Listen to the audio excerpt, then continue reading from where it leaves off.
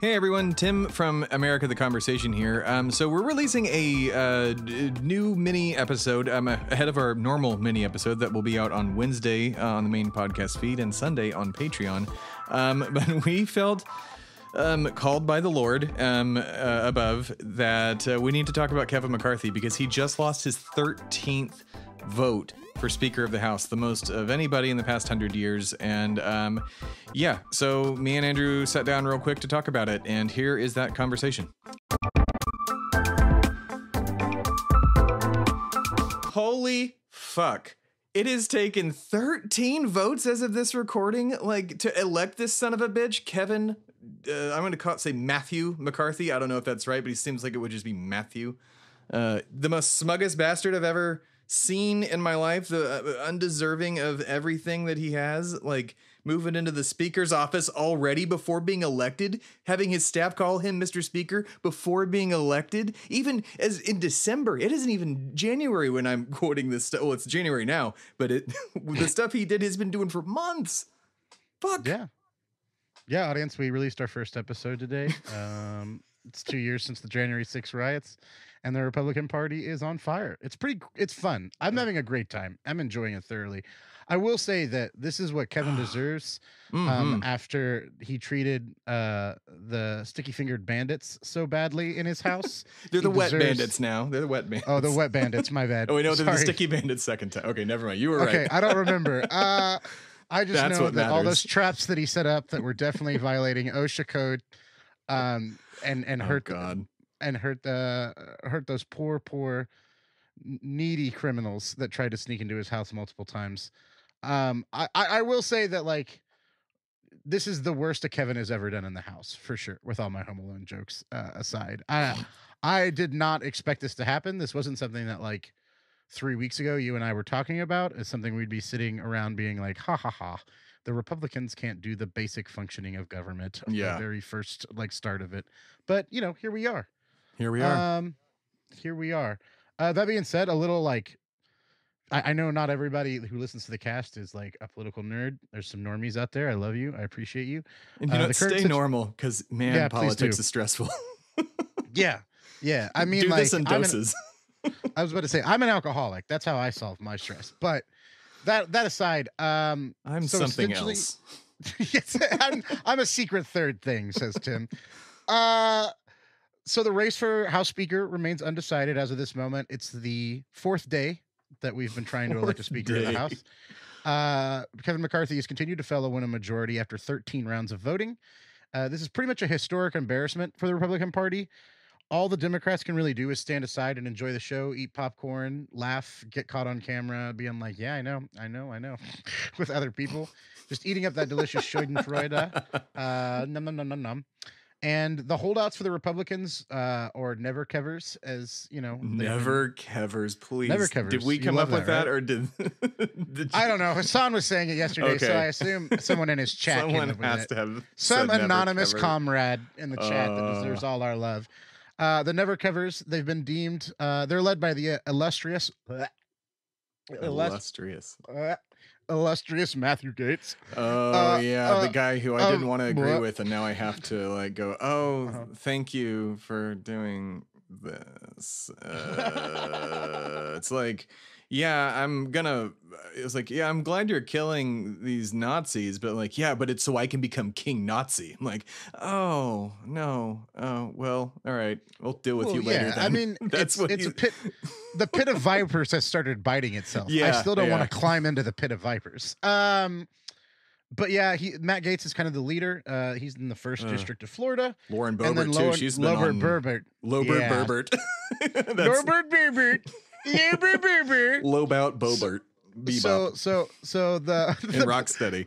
So Queen Bobo, I can fix her. Queen Bobo of Colorado's 3rd congressional district, who barely won her re-election, by the way, by like almost exactly 500 votes. Yeah. Something ridiculous. Both of them are close friends of the podcast. Regularly hang out with us. They're kind of leading this rebellion against the GOP establishment. At its height, they had 21 Republicans voting against McCarthy, with a myriad of other nominees as a replacement for him, including Jim Jordan of Ohio's 4th, who does not want the job, Brian Donalds of Florida's 5th congressional district, who is the first black man that the Republican Party has ever nominated, first person of color that the Republican Party has ever nominated to this the seat, and former President Donald J. Trump, as well as a few others that I don't even want to get into and name that only like 1 or 2 people voted for.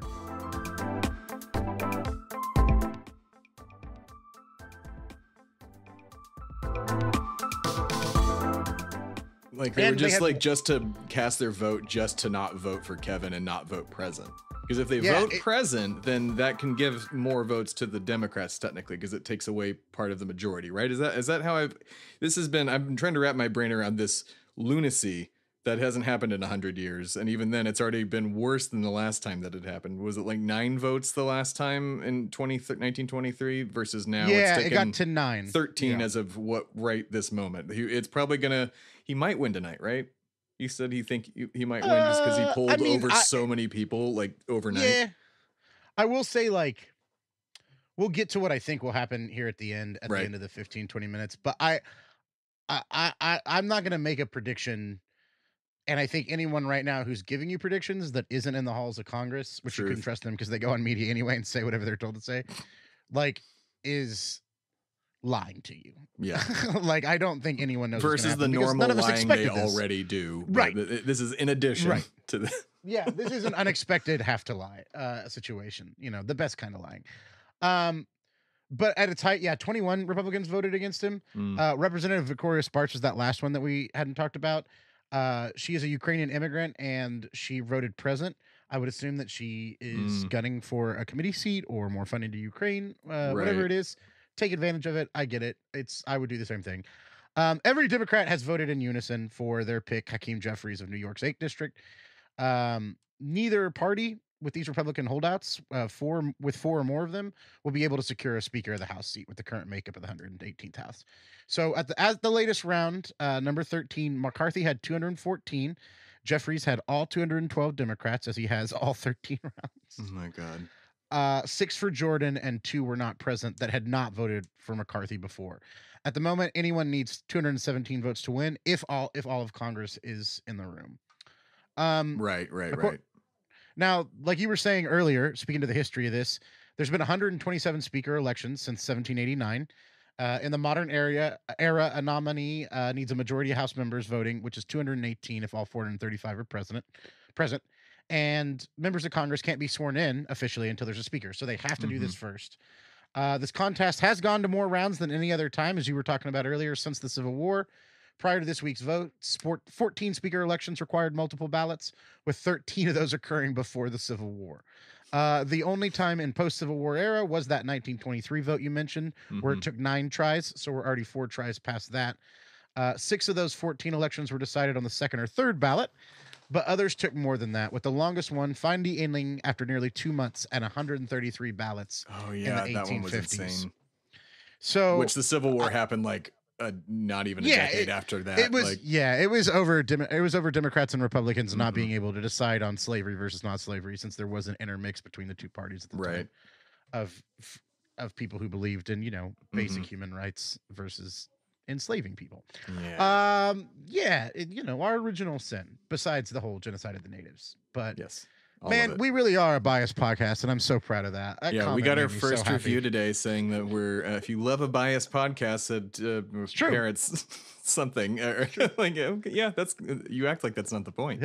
Yeah, it is 2 annoying white dudes being biased on a podcast. You've described every political podcast pretty much, by the way. Like a solid 90%. Literally, I don't know any center of the road podcast outside of maybe NPR, but even then, no. Even then, they're biased. Everyone is biased. Everybody's biased. There's no, to be human is biased. There's no apolitical political podcast, you dum-dum.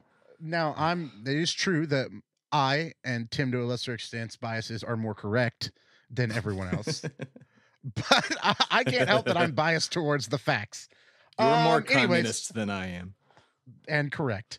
Anyways, that being said, Yeah, I think that the last time that this happened was slavery. So it's pretty crazy to speak to how divided our country and the Republican Party is at the moment. Yeah. Even if they don't want to admit it. Going forward, like you were talking about earlier, what do I expect? Yeah, I mean, they're going to vote at 10 p.m. tonight, apparently. Oh, God. For round 14. Yeah. I think that the idea is that they'll get a few people not to come and thus lower the threshold on both the left and the right sides of the aisle, right? Because old people don't want to be up at 10 p.m. at night. But I would also venture to think that Jeffries and AOC and Pelosi and fucking probably Barack Obama behind the scenes are calling every Democrat that they think might not show up and saying, can you please show up tonight at 10 p.m.? Please, please, please, please, please. Because in the unlikely, and this is the 1% chance, I would bet against it every time, scenario that enough Republicans vote present or don't show up. Yeah, to give Hakeem Jeffries the thing. And the thing gets narrowed down. Yeah, who knows? Who knows? But I it's very a much pipe think dream, but man, it really is like, wow, we are so close to not just electing the first Black or any person of color Speaker of the House, or have we done that? And they just haven't. Probably not. No. I'm going to assume that they have never ever voted for somebody not a white person. No. Safe to assume Congress racist. But we are so close to this. The Democrats were so happy that they got Pelosi the speakership. Oh my God. A dozen years ago, because they were like, look, a rich white woman capitalist. We're making so much progress. But yeah, no one's ever of a person of color has ever been speaker.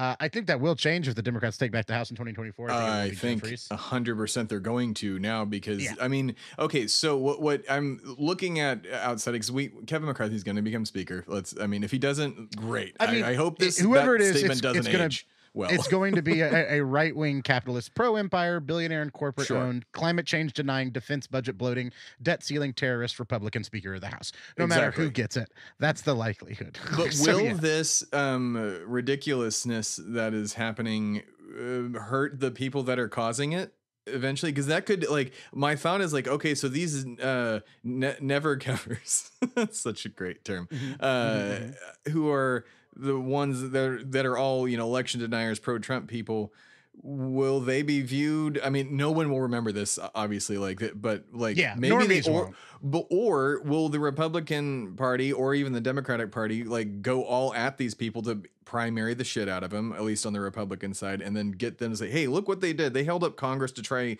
and install Donald Trump as Speaker of the House. They're I don't know. Blah, blah, blah. They held up the government and almost didn't get people paid. You know what I mean? They could have shut down the government if they keep doing this. And it took it took breaking the Speaker of the House, because he's just now, which I hope doesn't last, that at least when we get the speakership back on the left side, not we, as I'm not a Democrat, but America,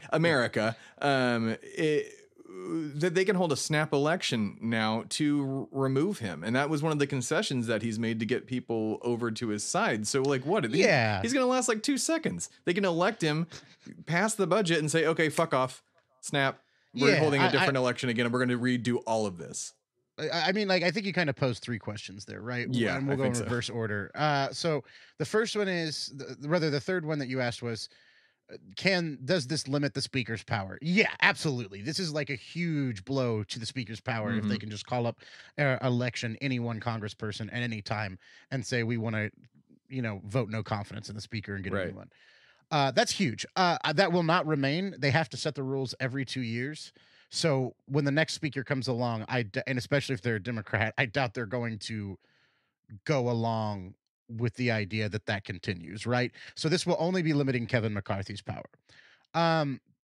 Second to that, will the Republicans primary these people? I don't know how you primary Gates and Boebert from the right, Tim. What? Oh, Boebert is just going to lose. That is 100% going to happen. But Gates, though, he's pretty strong. He won by 6. I think he won a 60-40 thing or something like that. He won by a lot in his district. Think that looking at, and this is just, anecdotal again, just one biased podcast host's opinion, but looking at the Hogs on Twitter and looking at the base's response to this, they look at Boebert and Gates's heroes. Like, they are all for this. Yeah. Like, this is fighting the uniparty, the single party of liberal cabal baby eating adrenochromers. Like, this is fighting the establishment, right? That's what they loved about Trump, was that idea that he could take on the establishment as an outsider. Well, Gates and Boebert are kind of inheriting that. I think that the Republicans can't afford to not fund them in their next elections because they have such a slim majority that they need these seats in order to pass any legislation if they win a presidency or the Senate or both. Like, they have to try to fight for these seats, so they can't not fund them. The only thing they could do would be to primary them. And I just don't think the only way to win a Republican primary is to be the craziest. Well, Matt Gaetz and Boebert will out crazy anyone they put up. Like, it's just that simple. Like, Lauren definitely will. Matt is like, well, and Matt, here's the thing: they're popular in their districts. Like, well, the thing I'm wondering with Matt is just I'm still haunted by that video of where I said I agree with everything that Matt Gaetz just said, and I hate myself for it. Like, him wanting the single issue bill.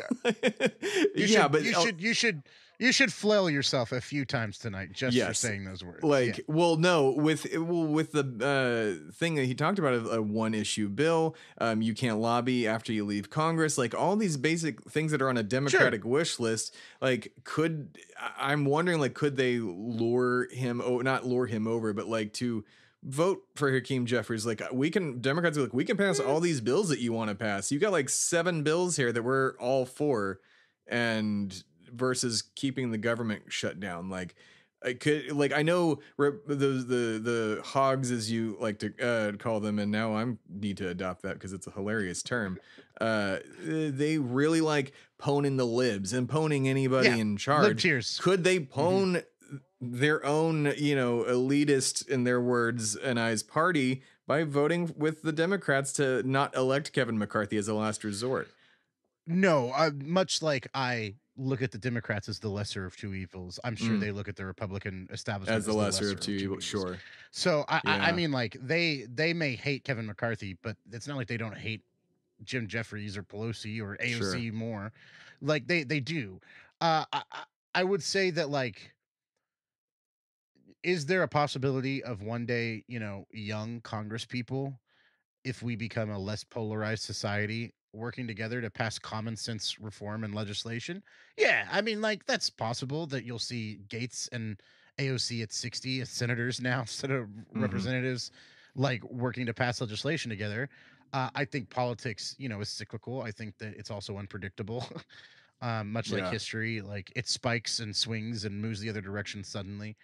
But do I see that anytime in the next 2 to 4 years? No. Like, I don't think anything is going to end the hyperpartisanship, which will stop Matt Gaetz from working with AOC and AOC from working with Matt Gaetz against their own party establishments, until we have a leader, like a true executive branch leader, somebody who runs for president, whoever they are, and is able to unite at least a huge section of the working class of this country and its politicians behind like big ideas, right? I just, right now, everyone's cool with the status quo that isn't on the far left.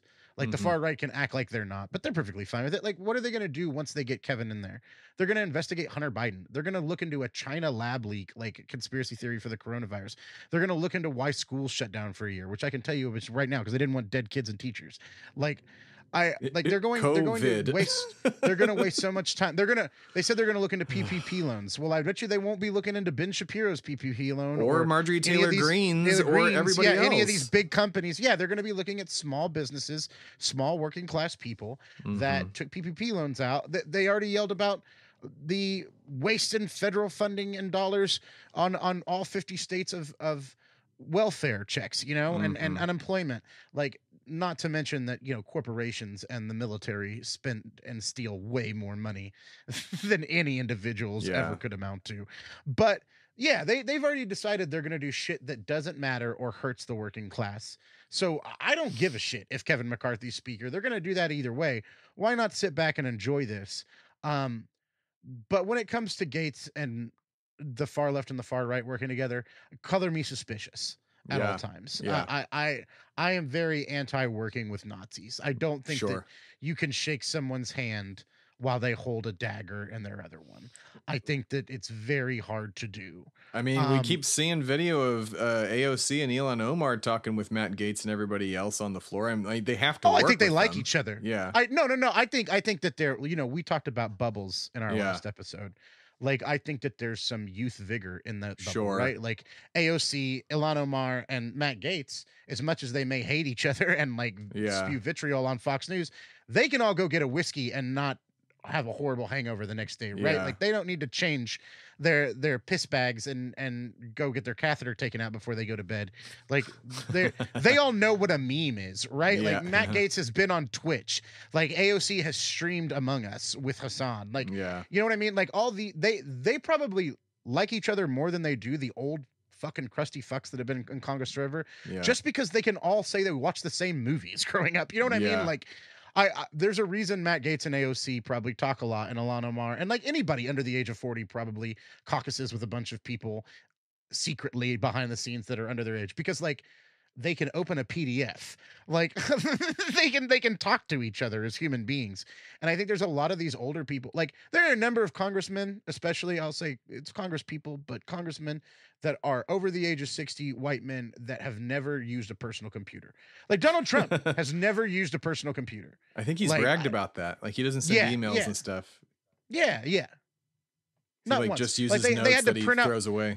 They had to print out reports like regularly and bring them to him that normally they weren't intel reports, so they could have just been sending an email to any other president. Yeah. But get them on their BlackBerry, but they had to print them out for him. Like, I just think that what this is going to amount to is yet another testimony to the fact that people that believe government is inherently unable to get anything done should not be in charge of running the government. Yeah. Because it leads to the government getting nothing done. Because all they have to do is say no and set fire to the process. And nothing happens. As opposed to if you actually want to change things and use government and its levers and its power structures to actually make things better for people, you got to pass legislation. You got to make laws. But if you're just there to say, hey, my constituents want me to make sure nothing gets done and we don't spend any money, well, why not hold up Kevin McCarthy? Why not fuck with him? Why not get on Fox News and MSNBC and CNN, every night for the next 2 weeks? Because that's what they're getting. They're getting clout. Yeah. They're getting airtime. Like, Lowen Berbert was on 3 different... we were watching it last night.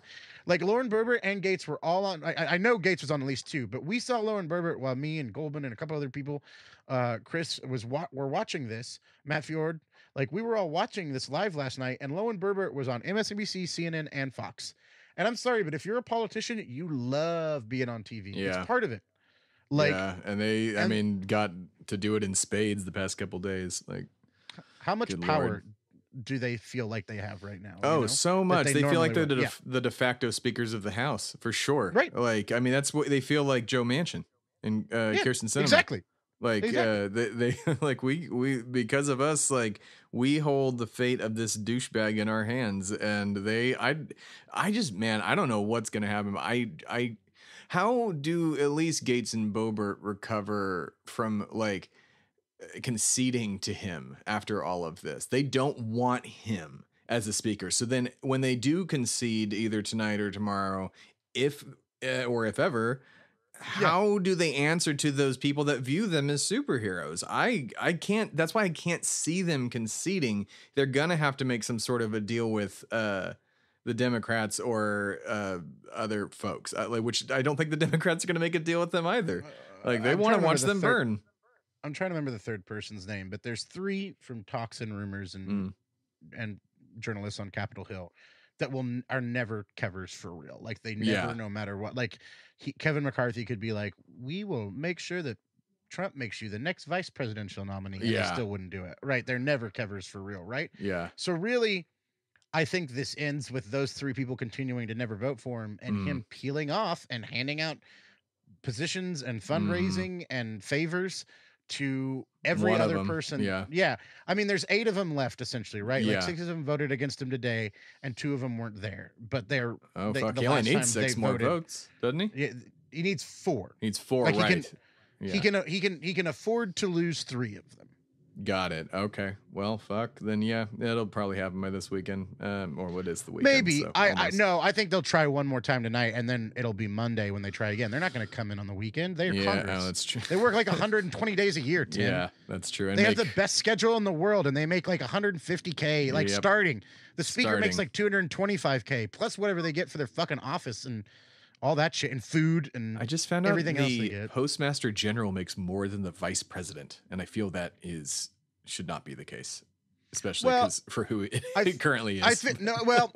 Franklin invented we're offshooting here as this podcast does, but Franklin invented the post office because of its importance to get communication across, in times before telephones and wire communication, and now the internet. So it was quite important then, and I think we should elevate the post office to be in charge of the internet and online banking. Oh, damn. That's what we should do. We should make every post office in the United States a digital bank where they can do banking for free with low investments and APR rates. They can hand out credit and housing loans at very low rates, and they can also be in charge of implementing free Wi-Fi and that kind of thing throughout the entire country. Because we still need them to run the zip codes to decide that when we develop new zip codes. We still need them to run the physical mail and do packaging. I think that we shouldn't privatize packaging entirely. I don't think that putting our documents and stuff like that in the hands of private corporations is a good idea. So I think we should upgrade the United States Postal Service to be the United States communications service. And they should be offering free banking and credit unions to every American citizen for just being an American citizen, and they should be running how our internet works and making sure the infrastructure of the internet is repaired, maintained, and installed. Well, that's fantastic. I know I'd heard Bernie talk about like just the banking thing before, but everything else you just said is oh God. And then the Postmaster General would have a much bigger job like they used to in importance, and they should make that money. I mean, the Vice President doesn't do anything. I'm sorry, but he doesn't. He should do more. They don't do more. They don't do it. Yeah, it's a now they concept. I would love a female president of the United States for, I'm sorry that we had to go this roundabout vice presidential way, but and I'm sorry that it was Kamala. Nothing personal against her, but not my favorite candidate. No, for sure. not mine. But don't like cops. Don't like cops. Don't like Kamala, and definitely don't like Kevin McCarthy. Cops, Kamala, and Kevin. That's the episode title, everybody. Oh God. Well, all right. See ya when we see ya. Bye. Bye. America the Conversation is a production of America the Podcast and Shway Media. The creators and hosts of America the Conversation are Tim Philippi and Andrew K. Turner. The show is mixed and edited by Tim Philippi at Shway Media Studios.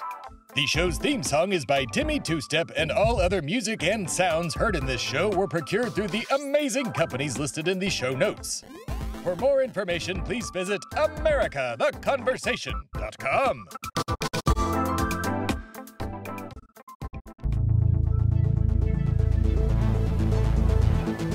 This has been a production of Shway Media, all rights reserved. For more information, please visit shwaymedia.com.